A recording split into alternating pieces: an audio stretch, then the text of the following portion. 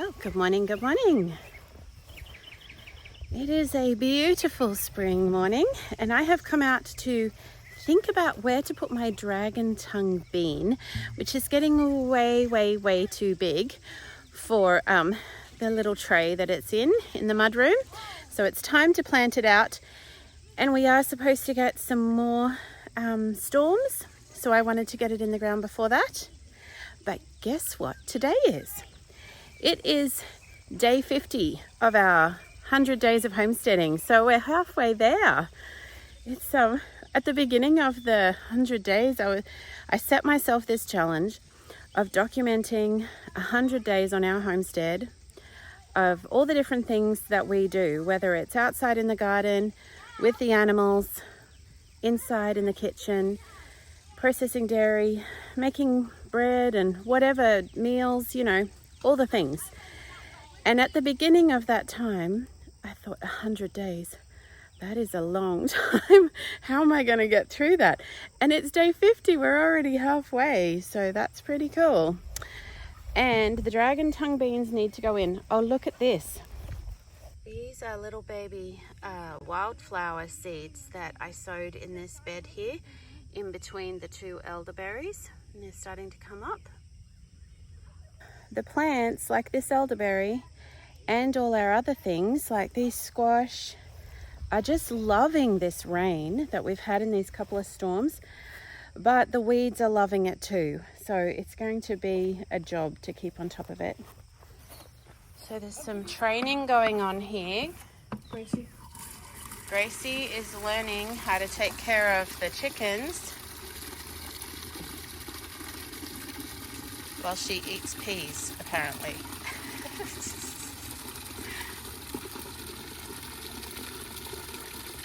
Get ready to go?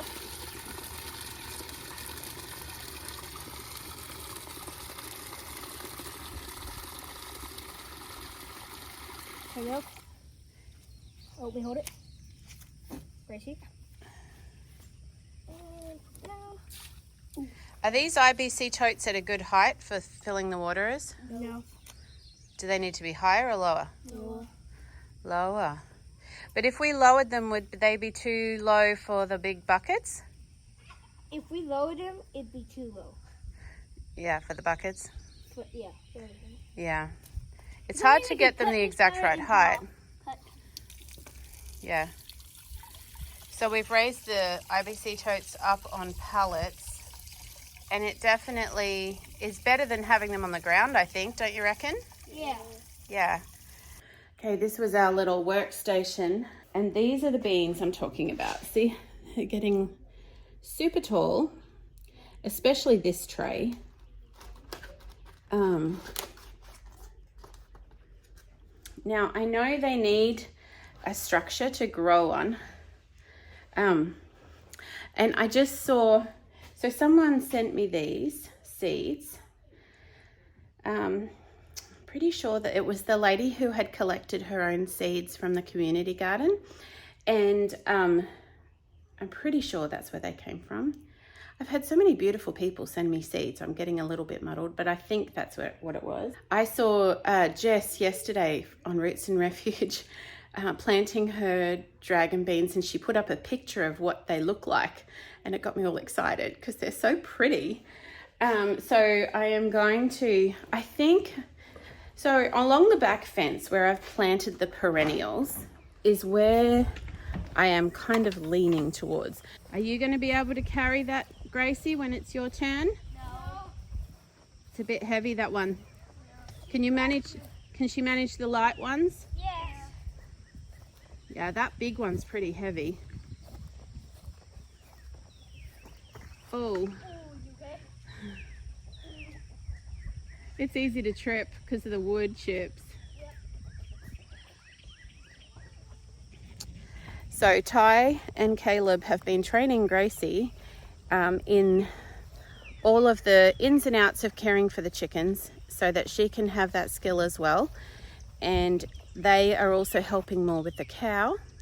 So that gives that's going to give them a little bit of a break as well from the chickens. And she's able to do that. So what I was saying about this dragon tongue, this fence line here where I've put the perennials is where I'm thinking I might put this dragon tongue, because they can grow up the fence.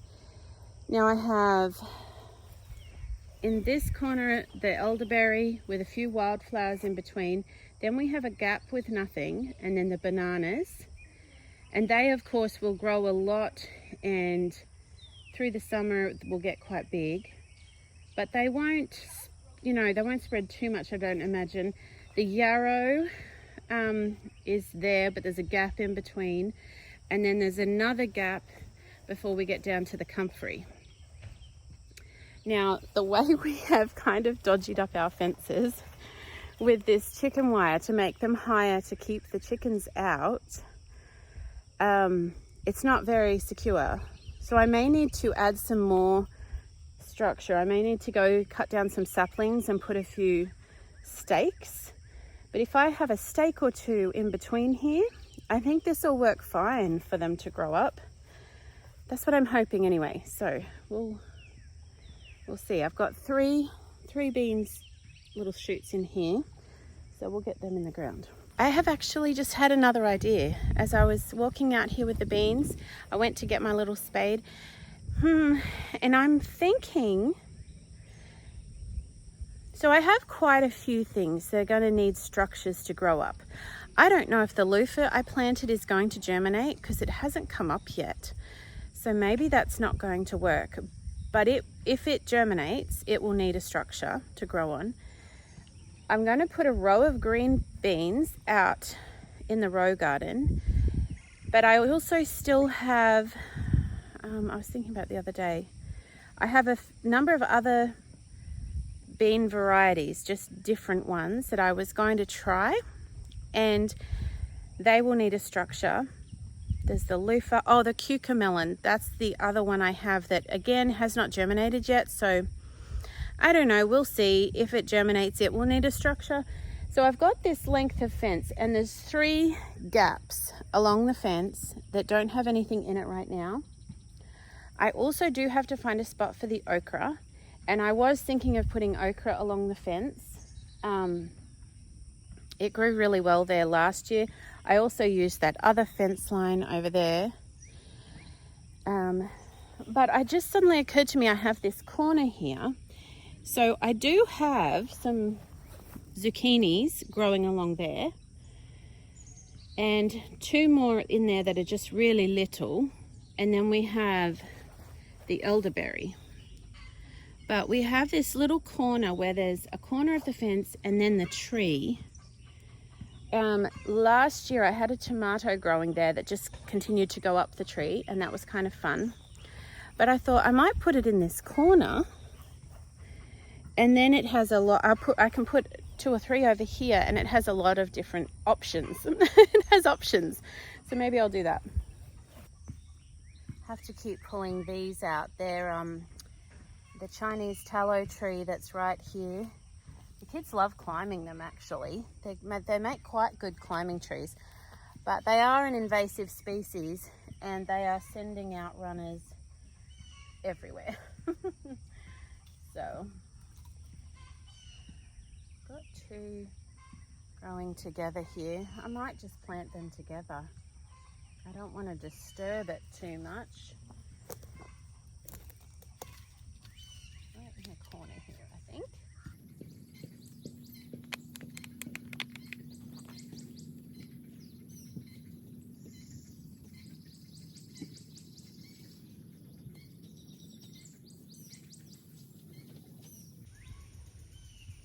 Give him a little bit of water, and hopefully he'll get established and grow up and along this fence. I think he should be able to coexist quite happily, about kind of rising up above the zucchini. Oh look, I had potatoes all the way down here last year, and I've had some come up in amongst the zucchini. So I'm just going to leave them there because I guess they're underneath, and we'll see if they produce and how much they produce. So So there's a little potato, there's another one, another one, another one. They kind of come up behind where I put these zucchinis. So we'll see.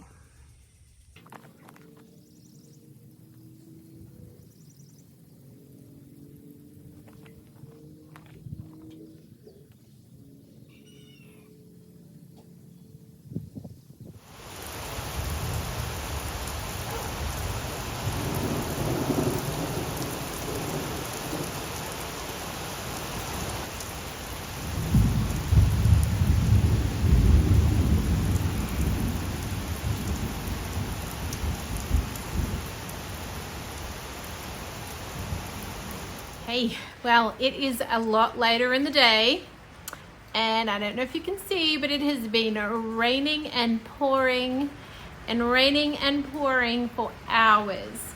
We've had flash flood warnings and a tornado watch and severe thunderstorm watch and all the things. And it's fine so far. Like, it's been blowy. There's been quite a lot of thunder, but I would say nothing too severe. I think the severe stuff is not too close to us. So I am coming to you with my tomatoes from the mudroom, where I'm going to do some potting up. Papa and I did get some of this done, but we've got a bunch more. And actually this may come to you a little out of order. So I'm going to attempt to film the rest of today's vlog. So far we still have power. It has flickered out a few times and it's really blowy. Hopefully it won't get too loud. Anyway, we'll play it by ear, but for now I'm going to try and do some more potting up in here.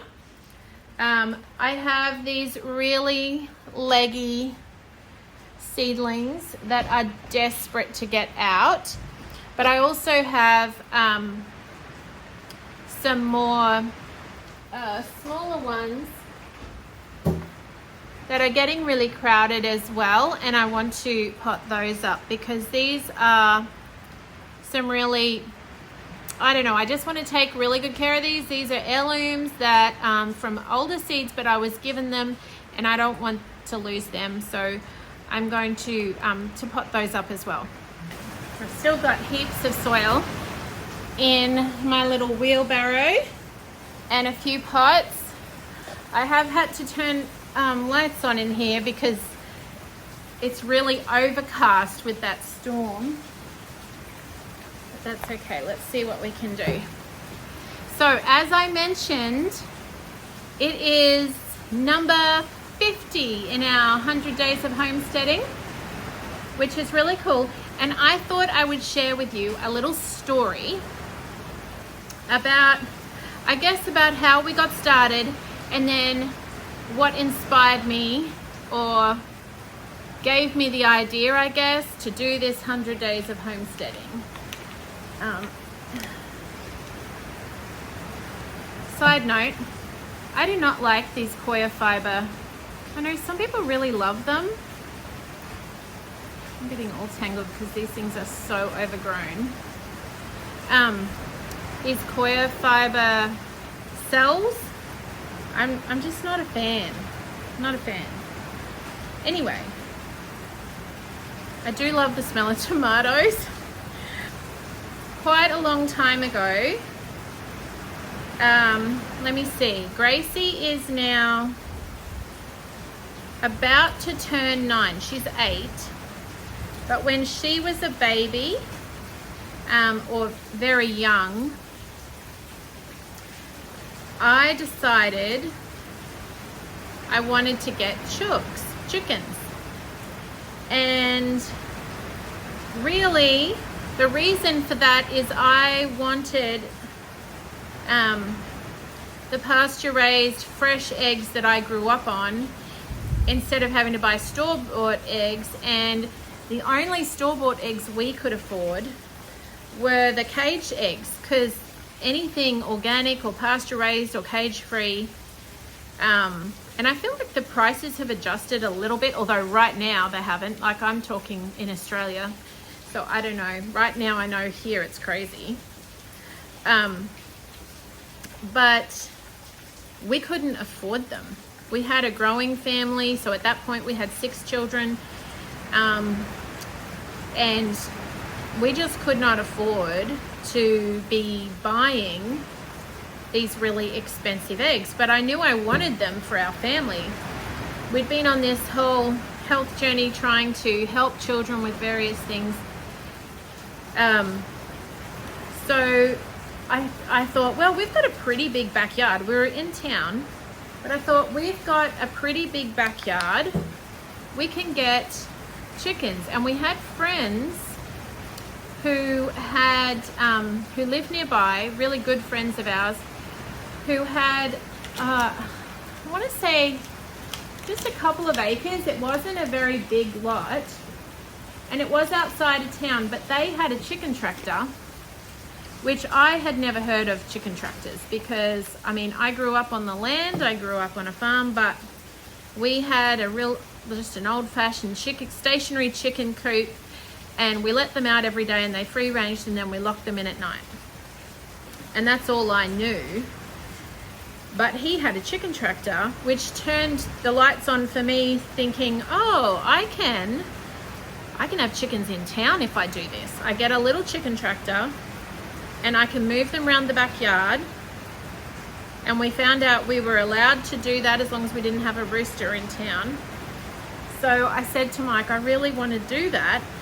And this friend of ours had a big garden. His name was Luke and Camille. Big garden, and he actually was the one who handed us our first, hey, you're gonna, Neo just wandered in and Oi, come here. he just ran into the, Neo, come here. he gave us our first ever copy of our first Joel Salatin book. It was Folks, This Ain't Normal. And Mike and I read it aloud together. And honestly, the combination of the inspiration of what Luke was doing in his garden, growing so much food, he was using a lot of permaculture principles, as well as syntropic agriculture, and just doing some really cool stuff, and very inspiring. As well as he introduced us to Joel Salatin. So this got our wheels turning and thinking, oh, maybe we can do something. You know, we don't have a big lot like they do, but maybe we can do something. And so I had been talking to Mike about, I want chickens. And then Luke had a chicken tractor that he let us use. So unbeknownst to me, he was on YouTube. I didn't even hardly know what YouTube was at that point. I wasn't on it at all. It was pretty, well, I don't know how new, but it was new to me. And unbeknownst to me, Mike started looking at like garden and chicken stuff on YouTube, and stumbled across Justin Rhodes. And started watching Justin Rhodes videos. And this is, you know, back a lot when he was just getting started. So watching Justin Rhodes, who is just a regular guy messing around with chickens and learning about permaculture and how to grow food. And for my husband, that was a real, it was a real turning point or an open door, I guess. That it was the doorway that opened for him to be able to see into this whole homesteading world and see that, well, maybe this is something I'd be interested in. Maybe I'd like to do this.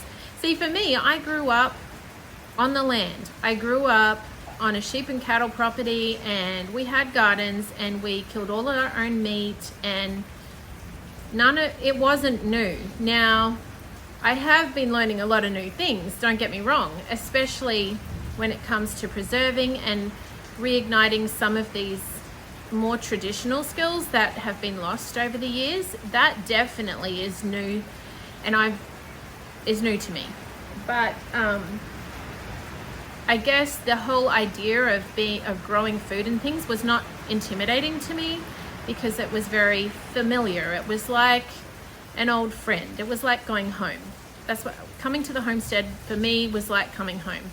For Mike, it was like going to a foreign land. It was completely different, completely new. But Justin Rhodes really gave him permission to say, this is accessible and easy. Not easy as in you won't have problems, but this is something anyone can do. And to me, what a gift. What a gift that is. So Justin Rhodes was just very down to earth. He was just himself. He wasn't dressed in boots and a big hat and a big belt buckle, which I think, you know, the whole, I mean, that sounds very Texas, doesn't it? But even in Australia, on as far as like your real bushies and your real country folk, I guess, there's a certain look that at least city folk associate with country folk. And sometimes they can be very intimidating, and like, unless you grew up in this, then maybe this isn't for you, or you're from the city, what would you know? Not, and I don't want to say everyone from the bush is like that or give the wrong idea. What I am trying to get across, I guess, is that for someone who this has been a very foreign idea,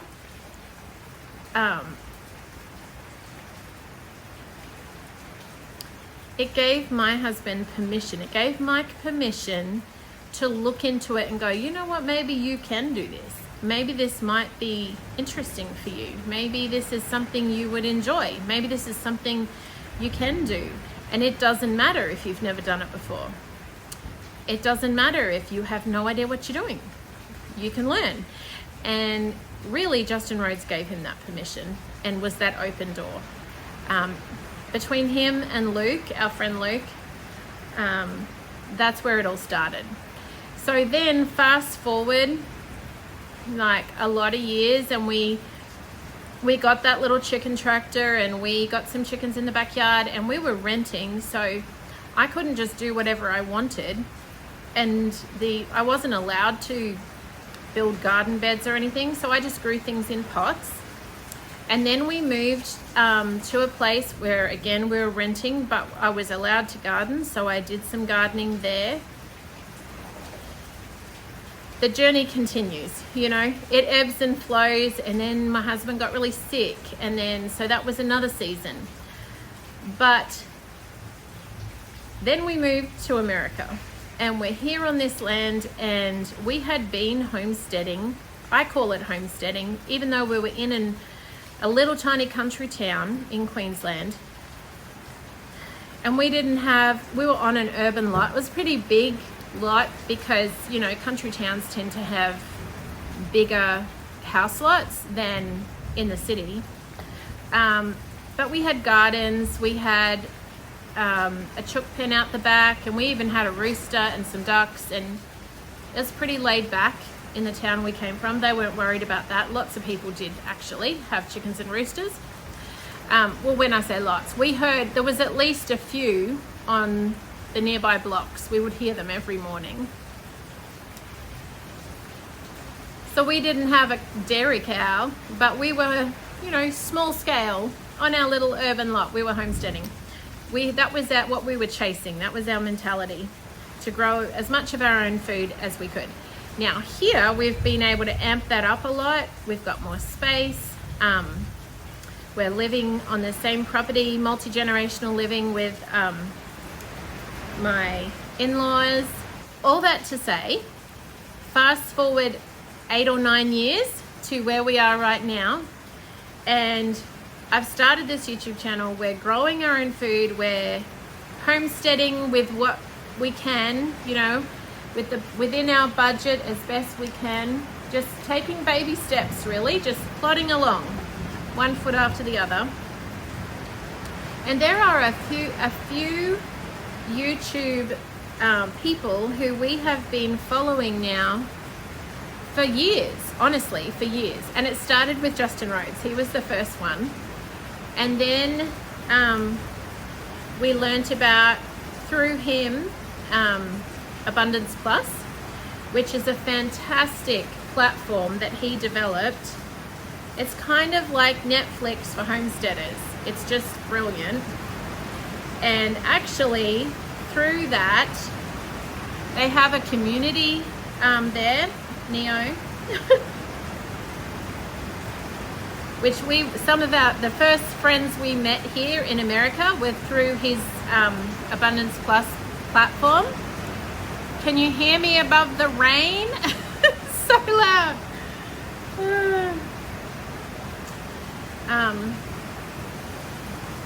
The whole backyard is totally flooded. Mike was supposed to go get hay for Matilda this afternoon, and he's not going because a lot of the roads are flooded. So it's pretty wet. I was just thinking of different ideas and things that I can do to serve people and create value on my YouTube channel. What I do want to do is, if I have the opportunity to empower someone and to be the open door for someone to walk into this world of growing your own food and being more closely connected to your food and to the land, then I really want to do that. As well as I really want to document what we're doing here for the sake of our children. So I was pondering and thinking about different ideas and things I could do. And this idea popped into my head because, like I said, we have followed Justin Rhodes from the beginning. And he did, many of you may have seen it because he's very, very famous and well known in this world. He did 100 days of growing food, and I think he did another 100-day stint. Can't remember what it was now. So anyway, him doing that was my inspiration to do 100 days of homesteading. It's so loud.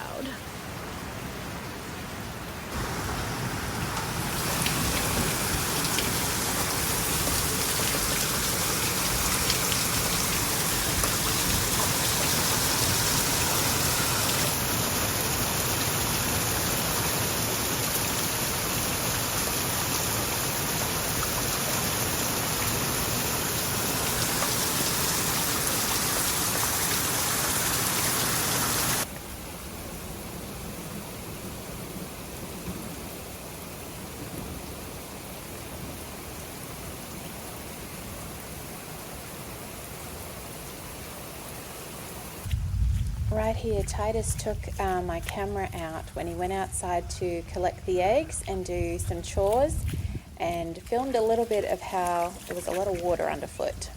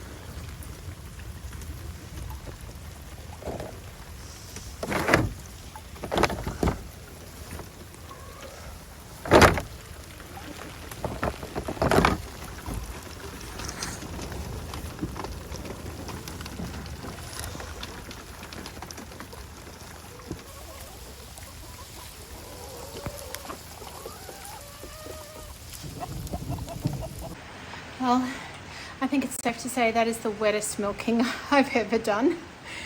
It was just bucketing down. Caleb came and helped me, but it was so wet that Mike couldn't get hay, and that meant we were really low on hay, and I had to give her more grain, which I don't like to do, but just to get her to stand still enough, and then taking her back to the paddock. Sometimes she's been stalling and taking forever to walk back to her paddock because at the moment she's on the other side of the farm to the milk barn. But thankfully tonight she did not stall. And even though I walked fast the whole way, I got drenched. So rain, hail or shine, we're still got to milk Matilda. I have come into this room. It's a big kind of storage slash playroom. We call it the rumpus room, which another funny little difference with America and Australia. A big room that might be bit of an extra room for you know, bean bags and then an extra telly, or an extra space for the family would be called a rumpus room. Well, that's what I grew up calling it, was a rumpus room. May depend where you're from in Australia too as to what you call it, but apparently you don't say that over here. So this is our rumpus room, but it's a little bit quieter than out in the mud room because the mud room is not insulated and has a tin roof and is so loud. But this looks out onto our very, very wet backyard. So I have stopped trying to attempt filming in the mudroom because it is just so loud and I don't know how well you'll be able to hear me. Found the light. So I am really excited to be halfway through this 100 days of homesteading. I have been really enjoying it. It has been a big challenge. It's been a lot of work, but I'm really glad I decided to do it. I hope you're glad. Let me know if you're enjoying it. And I will sign off for today and see if I can go make sure that dinner's happening. But we will be back here again tomorrow. Thank you so much for watching. Love having you here. Sunshine and raindrops, friends. Until tomorrow.